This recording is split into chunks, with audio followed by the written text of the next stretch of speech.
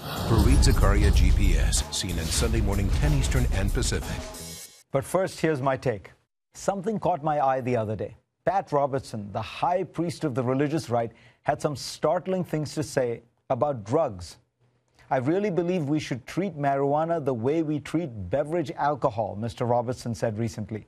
I've never used marijuana and I don't intend to, he said, but it's just one of those things that, well, I think this war on drugs just hasn't succeeded. The reason Robertson is for legalizing marijuana is that it has created a prison problem in America that is well beyond what most Americans imagine. He's right. Here are the numbers. The total number of Americans under correctional supervision, prison, parole, etc., is 7.1 million, more than the entire state of Massachusetts. No other country comes even close to our rates of incarceration.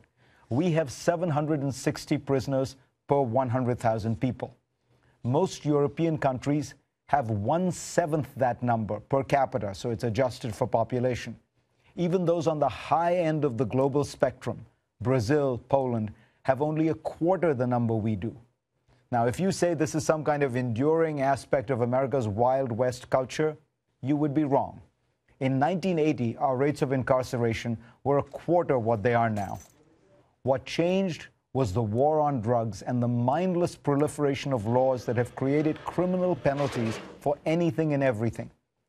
If you don't believe me, listen to Pat Robertson again. We here in America make up 5% of the world's population, but we make up 25% of jailed prisoners. We have now over 3,000, the number must be much higher than that, but over 3,000 federal crimes.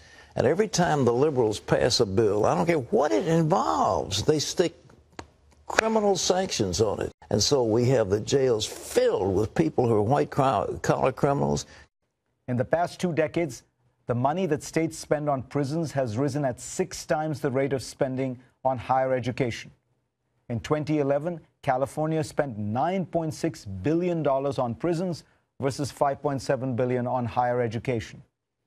Since 1980, California has built 1 college campus. It has built 21 prisons.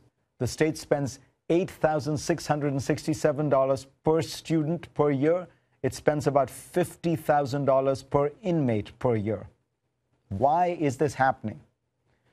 Well, prisons are a big business now. They are privately run, they have powerful lobbyists, and they have bought most state politicians in America. Meanwhile, we are bankrupting our states and creating a vast underclass of prisoners who will never be equipped for productive lives. I never thought I'd say this, but God bless you, Pat Robertson. Let's get started.